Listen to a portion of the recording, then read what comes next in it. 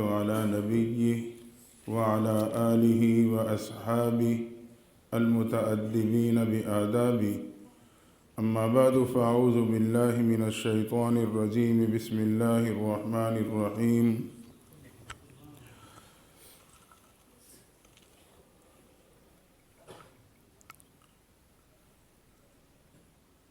ألا بذكر الله تطمئن القلوب سبحان ربك رب العزة عما يصفون وسلام على المرسلين والحمد لله رب العالمين اللهم صل على سيدنا ومولانا محمد وعلى آل سيدنا ومولانا محمد وبارك وسلم وصلی علیہ۔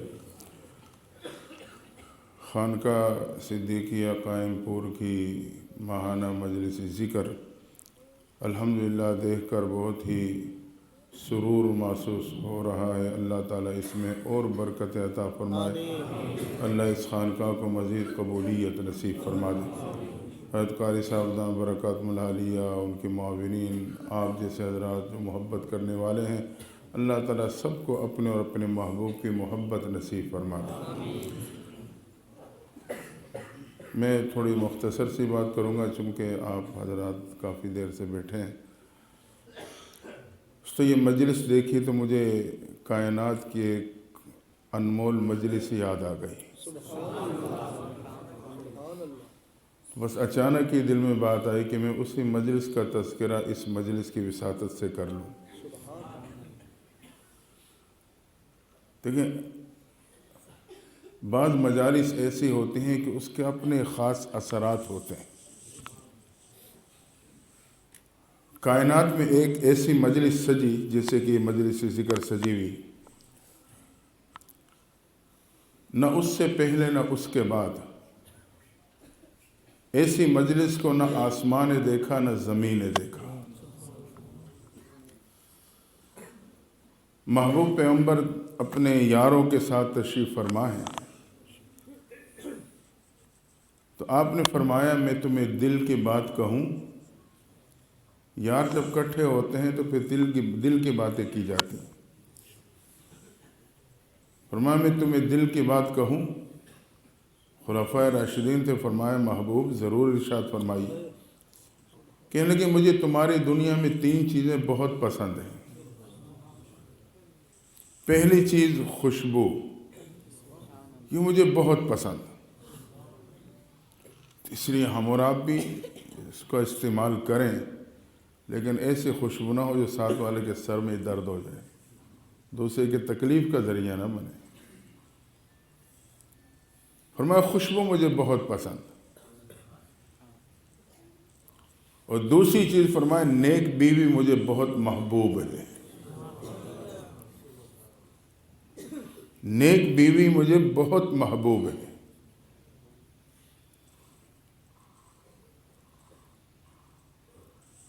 آج کا نوجوان اپنی زندگی کے اچھے ساتھی کے تلاش میں تو رہتا ہے، لیکن خود اچھا بننے کے لیے تیار نہیں ہوتا۔ یاد رکھنا، تاڑی 2 ہاتھوں سے بجتی ہے، ایک ہاتھ سے صرف ماتم ہوتا ہے، پھر تو گھر میں ماتم ہی ہوگا نا، پھر ہم پریشان ہوں گے، گھر سے باہر وقت گزاریں گے۔ ہم اچھا ساتھی بن کے دکھائیں تو دنیا کا گھر جنت کے گھر کا منظر پیش کرے گا۔ ضمناً ایک بات عرض کر دوں کہ بیوی کائنات میں وہ ہستی ہے کہ جس کے بارے میں خاوند کو اللہ نے خود سفارش کی ہے۔ اللہ خود سفارش کر رہا ہے، وَعَاشِرُوهُنَّ بِالْمَعْرُوفِ، ان کے ساتھ اچھا سلوک کیا کرو۔ تو رب کی سفارش کے آگے اور کیا رہ جاتا ہے؟ اس لیے ہم گھروں میں محبت دیں، وقت دیں۔ آج ہر شخص یہ چاہتا ہے کہ مجھے سکون مل جائے، اور بہت سے بیچارے خاوند سکون کی تلاش میں رات کا اکثر حصہ ہوٹلوں پہ دوستوں کے ساتھ گزارتے ہیں۔ بھئی کیوں بیٹھے ہو؟ بھئی کچھ سکون پانے کے لیے آ گئے۔ یاد رکھنا، شریعت نے 3 چیزوں میں سکون رکھا ہے۔ رات کے وقت میں سکون ہے، اپنی بیوی بچوں کے ساتھ وقت گزارنے میں سکون ہے، اور اپنے گھر میں سکون ہے۔ اگر میں سکون چاہتا ہوں تو میں رات کا اکثر حصہ گھر والوں کے ساتھ اپنے گھر میں گزاروں گا، میری زندگی میں گھر میں سکون آ جائے گا۔ تو فرمائے نیک بیوی مجھے بہت محبوب۔ اور تیسری چیز فرمایا نماز میں میری آنکھوں کی ٹھنڈک ہے۔ اب اگر ہم اور آپ غور کریں، محبوب پیغمبر نے جن 3 چیزوں کا تذکرہ کیا ہے، یہ 3 کی 3 انسان کے ذہنی سکون اور سرور کا باعث ہیں۔ خوشبو لگائیں گے، اچھی خوشبو، ذہنی سکون حاصل ہوگا۔ نیک بیوی یقیناً ذہنی سکون کا ذریعہ، اور نماز ویسی ٹھنڈک کا سبب ہے۔ جب محبوب پیغمبر نے اپنے دل کی بات کہی تو ابو بکر کھڑے ہو گئے۔ اللہ کے نبی صلی اللہ علیہ وسلم میں بھی دل کی بات کہنا چاہتا ہوں۔ فرمایا ابو بکر ضرور کہو۔ محبوب مجھے بھی دنیا میں 3 چیزیں بہت محبوب ہیں۔ پہلی چیز، آپ کا چہرہ انور ہو اور میری نگاہیں ہوں، بس میں آپ کو تکتا رہوں۔ صرف صدیق اکبر حضرت عمر فاروق رضی اللہ عنہ وہ شخصیات تھیں جو محبوب پیغمبر کی آنکھوں مبارک میں آنکھیں ڈال کے دیکھ سکتے تھے، باقی صحابہ دیکھنے کی ہمت نہیں رکھتے تھے۔ اس لیے یہ آداب میں شامل ہے، آپ مرشد کے چہرے کو دیکھو، لیکن جب اس کی نظر پڑ جائے تو پھر اپنی نگاہوں کو جھکا لو۔ مرشد کے چہرے کو دیکھو، محبت سے دیکھو، لیکن جب مرشد کی نظر پڑے آپ پہ تو پھر اپنی نگاہوں کو اس لمحے نیچے جھکا لو۔ فرمایا محبوب آپ کا چہرہ انور ہو اور میری نگاہیں ہوں، اور دوسری چیز آپ کی ذات مقدسہ ہو اور میرا مال ہو، بس میں آپ پہ خرچ کرتا رہوں۔ یہ میری چاہت ہے، یہ مجھے بہت پسند ہے۔ مرید مرشد پہ خرچ کر رہا ہے، خوش ہو رہا ہے۔ ایک موقع پہ حضرت صدیق اکبر دعا مانگ رہے ہیں، رو رہے ہیں زاروں قطار۔ ایک دوسرے صحابی آئے، دیکھا کہ حالت بڑی عجیب سی ہے، جیسے دعا سے فارغ ہوئے، پوچھا ابو بکر کیا بات ہے، کوئی پریشانی ہے؟ فرمایا میرے پاس کچھ مال ہے جو میں محبوب کی خدمت میں پیش کرنا چاہتا ہوں، سوچ رہا ہوں دینے والا ہاتھ اونچا اور لینے والا ہاتھ نیچا تصور کیا جاتا ہے، تو میں سوچ رہا ہوں کیا کروں، کیسے کروں، گستاخی نہ ہو جائے، اس لیے اللہ سے دعا مانگ رہا ہوں، یا اللہ تو محبوب کے دل میں ڈال دینا، وہ میرے مال کو اپنا مال سمجھ کے خود خرچ کرتا رہے۔ اور فرمائے تیسری چیز جو مجھے بہت محبوب ہے، محبوب پیغمبر سے فرما رہے ہیں، آپ کا حرم ہو اور میری بیٹی ہو۔ فرمائے یہ 3 کام، 3 چیزیں مجھے بہت پسند، آپ کا چہرہ انور، میری نگاہیں، آپ کی ذات، میرا مال، آپ کا حرم، میری بیٹی۔ ابو بکر کی بات مکمل ہوئی تو حضرت عمر فاروق رضی اللہ تعالیٰ عنہ کھڑے ہو گئے۔ فرمایا اللہ کے نبی صلی اللہ علیہ وسلم میں بھی دل کی بات کہنا چاہتا ہوں۔ عمر ضرور کہو۔ فرمایا محبوب مجھے بھی دنیا میں 3 کام بہت پسند۔ پہلا کام امر بالمعروف کرنا مجھے بہت پسند ہے۔ یہی وجہ تھی کہ جب مجاہدین، آپ کی فوجیں جب میدان سے واپس چھاونیوں میں آتی، وہاں قیام ہوتا، اسٹے ہوتا، تو آپ باقاعدہ ہر چھاونی کی طرف لیٹر لکھتے، خط لکھتے کہ قرآن کی تلاوت کرتے رہنا، نمازوں کا اہتمام رکھنا، یہ 2 عمل اس میں تمہارے سے غفلت نہ ہو جائے۔ تو حضرت عمر کا مزاج تھا امر بالمعروف۔ فرمائیے مجھے بہت محبوب ہے۔ اور دوسرا کام نہی عن المنکر، برائی سے روکنا مجھے بہت پسند ہے۔ یہی وجہ ہے کہ در فاروقی بڑا معروف تھا، در فاروقی کا بڑا روب تھا۔ محمد بن محمد الغزالی نے اپنے مکاشف القلوب میں ایک چھوٹی سی بات لکھی ہے کہ ایک نوجوان شراب کی بوتل لیے گلی سے گزرنے کی کوشش کرتا ہے، اچانک نظر پڑی گلی کی دوسری طرف سے حضرت عمر فاروق نمودار ہو گئے۔ اب یہ بے قرار ہوا کہ رنگے ہاتھوں پکڑ جاؤں گا، در فاروقی سے مجھے کوئی نہیں بچا سکے گا، دائیں بائیں نکلنے کے راستہ نہیں، پیچھے مڑنے کا موقع نہیں، وہیں قدم روکے دل ہی دل میں رب کے دروازے پہ دستک دے دی، اللہ اقرار کرتا ہوں کبھی تیرے در پہ نہیں جھکا، تیری نافرمانی میں زندگی بسر کی، یا اللہ کبھی تجھے پکارا نہیں، اللہ آخر بندہ تو تیرا ہوں، میری اس شراب کو سرکے پہ بدل دینا، دوبارہ یہ گناہ نہیں کروں گا۔ ان اللہ ینظر الی قلوبکم، اللہ تو دلوں کے بھیتوں کو جانتا ہے۔ نوجوان پکی توبہ کر گیا، اتنے में अमीर मोमिन पहुँचे, नौजवान हाथ में किया, हज़रत ये सिरके की बोतल है, बोतल की बनावट तो कुछ और बता रही है, खोल के चेक किया तो वाकई वो शराब नहीं, वो सिरका थी।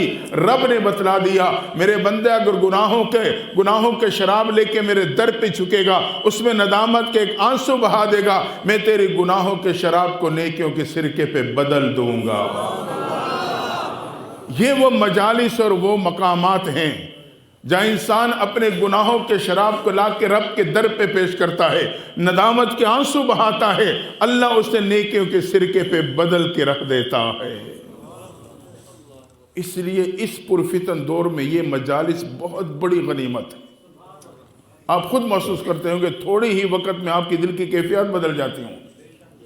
ये जिक्र की बरकत है, मजलिस जिक्र के असरात हैं, सोहबत के असरात हैं। आप अपने रहबर मुर्शिद की खिदमत में आते हैं तो ये सोहबत बहुत बड़ा असर रखती है।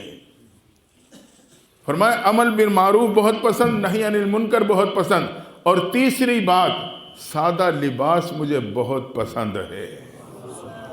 सादे लिबास से ये मुराद नहीं है कि मेला कुचेला हो, शरीयत मेले कुचेले को पसंद नहीं करती, सफाई का हुक्म देती, सादा हो लेकिन हो साफ। फरमाया सादा लिबास मुझे बहुत महबूब। यही तो वजह है कि यहूदियों के उलमा ने अपने हुक्मरानों से कहा कि हमारी किताबों में उस खलीफतुल मुस्लिमीन की निशानियां मौजूद हैं जो बैतुल मुक़द्दस फतह करेगा।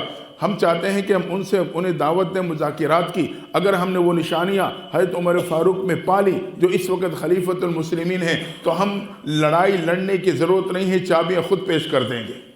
मुख्तसर है कि आपको दावत पहुँचाई गई, आपने उस दावत को कबूल किया, मुज़ाकिरात के लिए चलने लगे। साथियों ने कहा अमीरुल मोमिनीन बड़े अहम मुज़ाकिरात हैं, ज़रा लिबास भी अच्छा से पहन लो, सवारी भी अच्छी से ले लो। साथियों का इसरार बढ़ा, आपने उनके मशवरे को कबूल करते हुए अच्छा लिबास पहना, अच्छी सवारी ली, थोड़ा सा सफ़र किया तो वापस लौट आए। फरमाया ये लिबास मुझे परेशान कर रहा है। आपने अपने वही पुराने लिबास जिसमें टाकियाँ वगैरह लगी हुई थी वही पहना और अपनी पुरानी सवारी ली और चल पड़े। मुख्तसरी के जब करीब पहुँचे उन्होंने अपना एक नुमाइंदा कासिद थोड़ा आगे जाके भेजा। जब देखा कि शख्सियात आ रही हैं, कहा जाके देखो जो पैदल चल रहा है वो कौन है, जो सवारी पे सवार है वो कौन है। उसने आके रिपोर्ट दी जो पैदल चल रहा है वो उनका अमीरुल मोमिनीन है और जो सवारी पे सवार है वो उसका गुलाम है।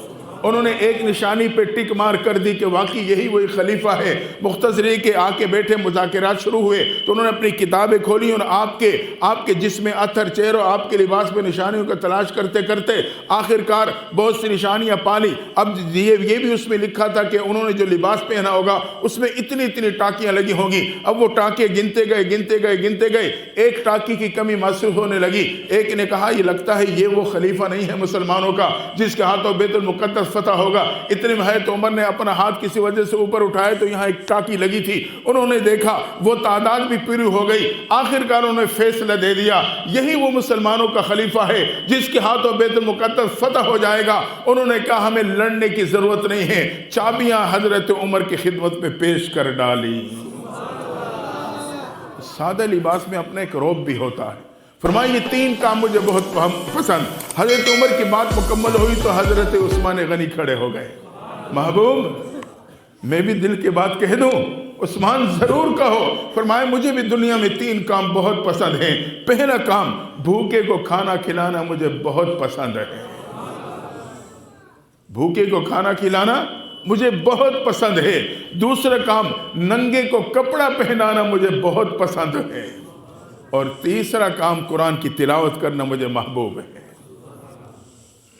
ईद का मौका है, महबूब पैगम्बर तैयार करके नमाज ईद के लिए मस्जिद गमामा की तरफ तशरीफ़ ले जा रहे हैं। घर से निकलने के अम्मी आयशा ने कहा अल्लाह के नबी सल्लल्लाहु अलैहि वसल्लम ईद का दिन है, बेवाएँ घरों में यहाँ घर आती हैं और उन्हें खाना दिया जाता है, वो खाना खाने के लिए तशरीफ़ लाती हैं। घर में कुछ भी मौजूद नहीं है, क्या पकाया जाएगा। महबूब ने सुना और खामोशी से चले गए। वापस आए तो क्या देखा, घर में खाने पके हुए हैं, बेवाएँ आई हुई हैं, खाना खा रही हैं। पूछा, फरमाया हुमेरा ये इंतज़ाम कहाँ से हुआ। हज़रत आयशा कहने लगी अल्लाह के नबी सल्लल्लाहु अलैहि वसल्लम जब आप तशरीफ़ ले गए तो हज़रत उस्मान गनी ने एक ऊँट अनाज का भरा हुआ हदिया कर दिया था। आपने हर उम्महातुल मोमिनीन के घर में एक ऊँट अनाज का भरा हुआ पहुंचा दिया। फरमाया ये सारे इंतजामात उससे हुए। तो हज़रत उस्मान गनी का मिजाज था भूखे को खिलाना, नंगे को पहनाना और तीसरी बात कुरान मजीद की तिलावत करना। यही वजह है कि आपके शहादत का गवाह भी कुरान बना है। حضرت عثمان غنی کی بات مکمل ہوئی کہ حضرت علی کھڑے ہو گئے اسی مجلس میں. اللہ کے نبی صلی اللہ علیہ وسلم میں بھی دل کی بات کہنا چاہتا ہوں، علی ضرور کہو. فرمایا مجھے بھی دنیا میں 3 کام بہت محبوب ہیں. پہلا کام مہمان کی مہمان نوازی کرنا. یہ جو یہاں یہ اللہ کے مہمان آئے ہوتے ہیں، جو حضرات ان کی مہمان نوازی کرتے ہیں، یہ معمولی بات نہیں ہے. فرمایا مہمان کی مہمان نوازی کرنا مجھے بہت پسند. دوسری بات گرمی کے روزے رکھنا مجھے بہت محبوب ہیں. ایک موقع پہ دونوں شہزادے بیمار ہو گئے. حضرت فاطمہ الزہرا رضی اللہ تعالیٰ عنہ، حضرت علی رضی اللہ عنہ، دونوں نے منت مانی، اللہ ہمارے یہ دونوں شہزادے اگر صحت مند ہو گئے تو ہم اس سخت گرمی کا موسم ہے لیکن ہم 3 روزے رکھیں گے. اللہ کی شان، رب نے انہیں شفا دے دی. اب پہلا روزہ رکھا، گھر میں کچھ نہ تھا، پانی سے جیسے بھی افطاری، شام کو افطاری ہونی تو حضرت علی بازار گئے، محنت مزدوری کی، جو تھوڑا بہت معاوضہ ملا اس سے افطاری کا سامان لے کے آ گئے. فاطمہ الزہرا رضی اللہ تعالیٰ نے تیار کیا. اب بیٹھے ہیں کہ چل لمحے بعد افطاری ہونی ہے. اتنے میں دروازے پہ صدا لگ گئی، یتیم مدینہ ہوں مجھے کھانے کو دے دو. جو افطاری کے لیے پڑا تھا اٹھایا اس کے ہاتھوں دے دیا. پھر پانی سے افطار کیا، پھر اگلا روزہ ایسے رکھا. حضرت علی پھر گئے، کچھ لے کے آئے، کچھ محنت مزدوری کر کے. جب افطاری کے لیے بیٹھے تو آواز لگ گئی، اسیر مدینہ ہوں کھانے کو دے دو. وہی افطاری کے سامان اٹھایا دے دیا. تیسرا روزہ بھی اسی ترتیب کے ساتھ، افطاری کا وقت قریب ہے، آواز لگ گئی، اسیر مدینہ ہوں کھانے کو دے دو. وہی اٹھایا دے دیا اور اسی طرح پانی سے افطار کیا. یہ 3 سخت گرمی کے روزے اس انداز سے رکھے. اللہ کی رحمت جوش میں آ گئی. رب نے قرآن نازل فرما دیا، وَيُطْعِمُونَ الطَّعَامَ عَلَىٰ حُبِّهِ مِسْكِينًا وَيَتِيمًا وَأَسِيرًا. یہ وہ لوگ ہیں جو میری محبت میں مسکین، یتیم اور اسیروں کو کھلاتے ہیں. فرمائے بھوکے کو مہمان نوازی کرنا اور گرمی کے روزے رکھنا. اور تیسری چیز آپ کے دشمن پہ تلوار چلانا مجھے بہت پسند ہے. یہاں حضرت علی کی بات مکمل ہونی تھی کہ جبریل امین آ گئے. محبوب میں بھی اپنی بات کہنا چاہتا ہوں. فرمایا جبریل ضرور کہو. فرمایا مجھے بھی دنیا میں 3 کام بہت پسند ہیں. پہلا کام بھولے کو راستہ بتلانا. بھولے کو راستہ بتلانا، وہ راستہ دنیا کا ہو یا دین کا، لیکن یقیناً وہ لوگ جو مجھے اور آپ کو دین کا راستہ بتلاتے ہیں، اصلاح کا راستہ بتلاتے ہیں، ہمارے سے اللہ اور اللہ کے نبی والا راستہ بھول گیا، ہم بھٹکتے پھر رہے ہیں. اللہ جزائے خیر دے علماء کرام کو، ان خانقاہوں میں بیٹھنے والوں کو جو مجھے اور آپ کو وہ راستہ بتلاتے ہیں. بھئی تم بھٹک چکے ہو، ادھر نہیں، یہ راستہ جاتا ہے اللہ اور اللہ کے نبی کی طرف. گویا کہ بھولے کو راستہ بتلانا، جبریل امین کہتا ہے یہ کام مجھے بہت پسند ہے. اور ایک بات یاد رکھنا، اللہ نے اپنے تک پہنچنے کے لیے تمام راستے بند کر دیے.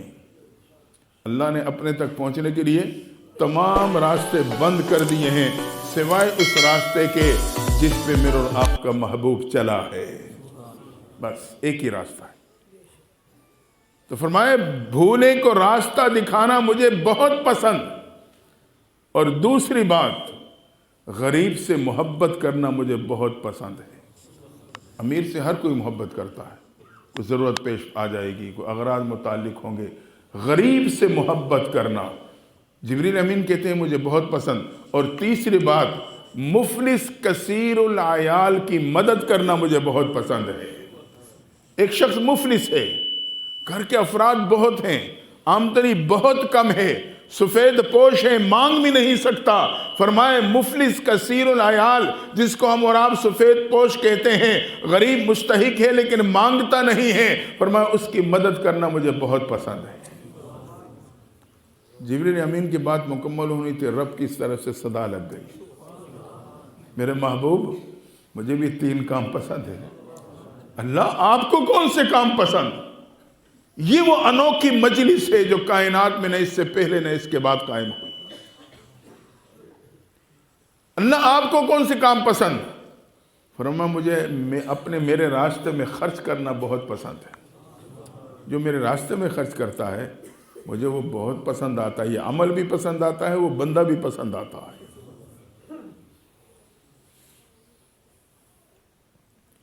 اس لیے میں بعض جگہ پہ میں نے ذکر کیا ہے، ہم بچوں کی بھی عادت بنائیں۔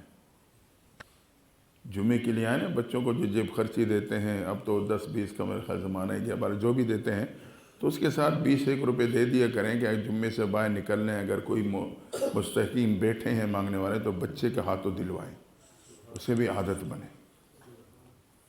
وہ الگ بات ہے کہ ہمارا آپ کا مزاج تو یہ ہے کہ پہلے تو دیتے نہیں، اگر کوئی زیادہ ہی تنگ کر دے کہتے ہیں یار اسے دو، جان چھڑاؤ۔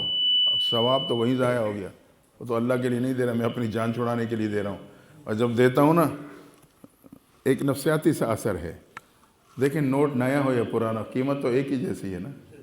10 روپے کا نوٹ نیا ہے، پرانا ہے، قیمت ایک ہی ہے، لیکن ہم جب دینے والے کو دیں گے وہ پرانا نوٹ نکال کے دیں گے، جیسے کہ وہ پرانا نوٹ 8 روپے میں چلے گا اور یہ تو نیا جو ہے 10 میں چلے گا۔ بھر اللہ کے نام پہ دیں لیکن خوشی کے ساتھ دیں، اللہ کو یہ بات پسند ہے، بہت پسند۔ تو رب کہتا ہے میرے راہ پہ خرچ کرنا مجھے بہت پسند، اور دوسرا کام فاقے پہ صبر کرنا مجھے بہت پسند ہے۔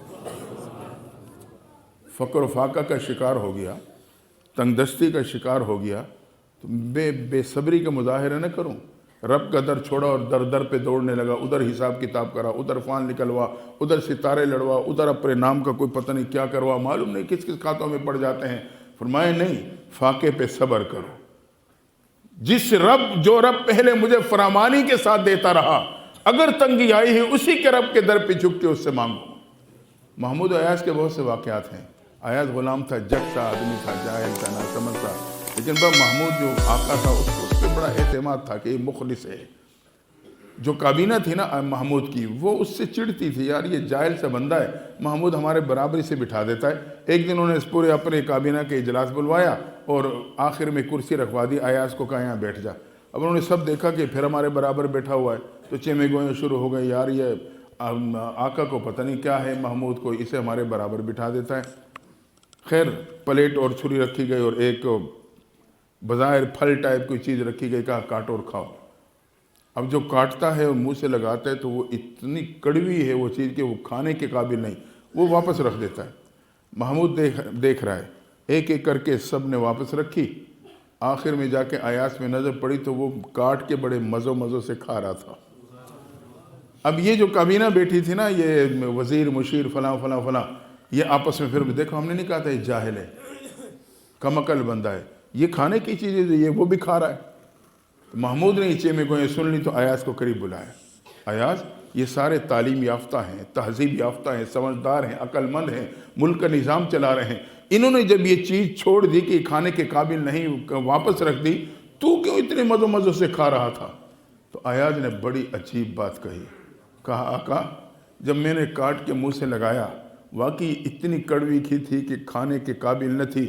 ایک دفعہ تو میرا بھی ارادہ بنا کہ میں ان کی طرح اسے بھی واپس رکھ دوں، لیکن پھر میں نے سوچا ایاز جن ہاتھوں نے آج تک تجھے میٹھا پھل کھلایا ہے، اگر اسی ہاتھوں سے تجھے آج کڑوا پھل ملا تو کیوں چھوڑتا ہے؟ جس ہاتھوں سے آج تک میٹھا پھل کھاتا رہا، اگر آج کڑوا پھل انہی ہاتھوں نے دے دیا کیوں چھوڑتا ہے؟ اس لیے آقا بس میں اسے کھانے لگ گیا۔ تو دوستو اگر فاقہ آئے، مشکل آئے تو یہ سوچیں ابھی تک جو فراوانی تھی، ابھی تک جو صحت تھی، ابھی تک جو خوشحالی تھی، یہ تو میرے مالک کی طرف سے تھی۔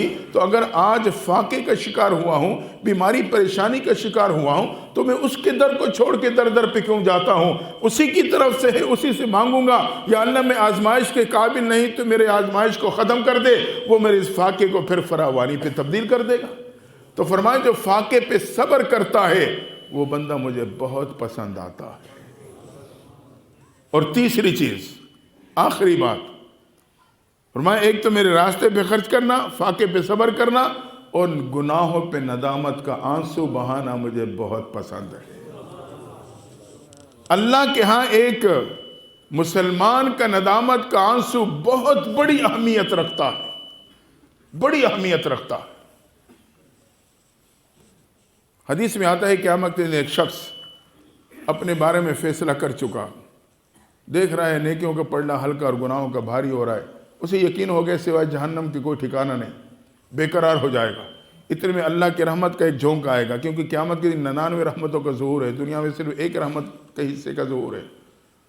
اس کی آنکھوں کے اوپر موجود پلکوں کو بالوں کو گویائی ملے گی۔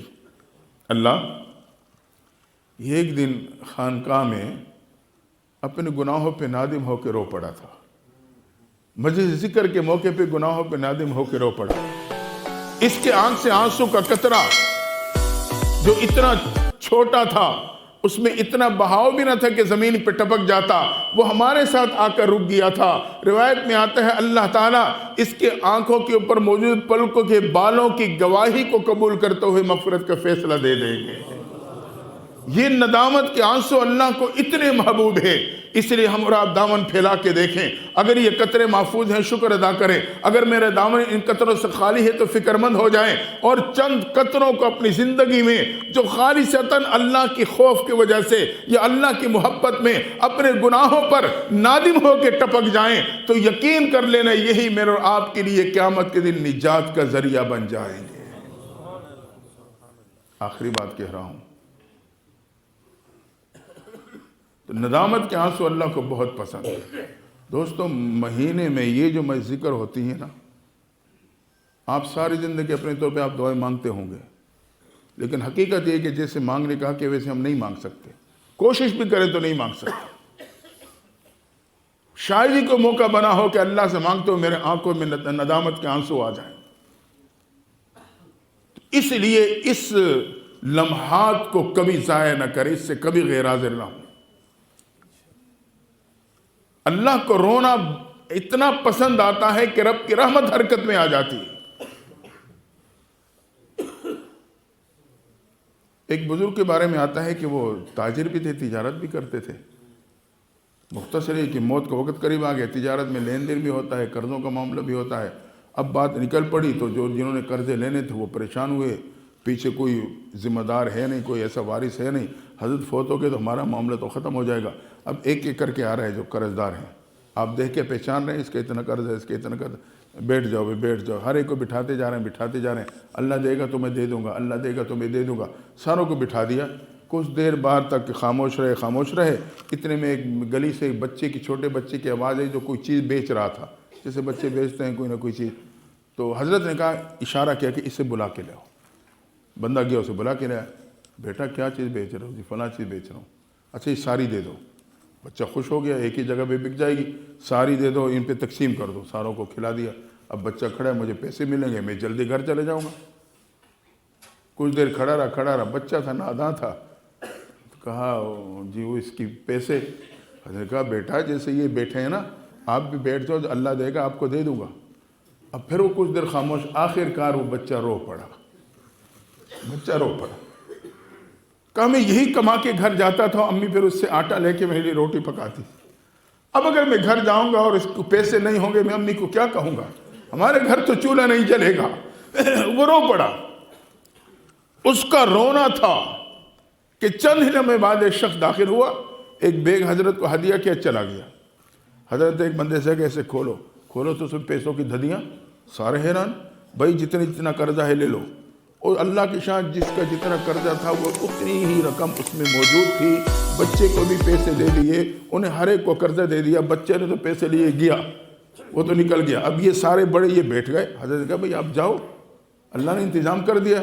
کہا حضرت اب ایسے نہیں جائیں گے، ہمیں بتاؤ یہ معاملہ کیا ہے؟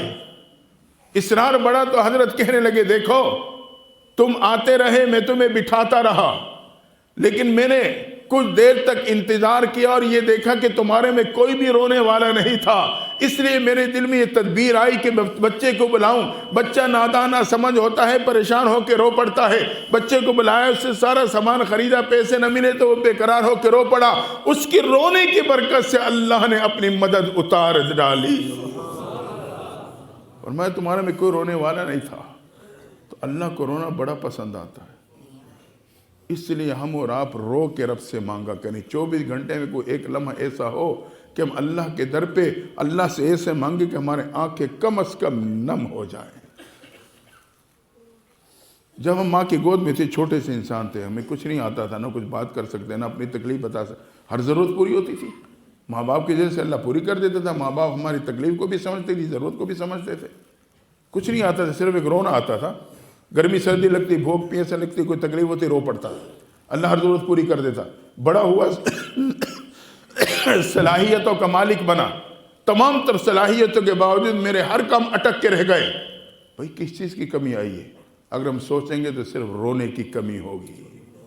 اگر آج بھی ہم رونے والے بن گئے تو یاد رکھا میرا رب وہی ہے، اس کی طاقت وہی ہے، خزانے وہی ہیں۔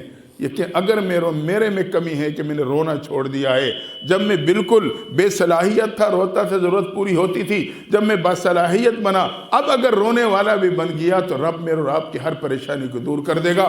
دعا ہے اللہ تعالی ہم سب کو عملی زندگی گزارنے کی توفیق عطا فرمائے۔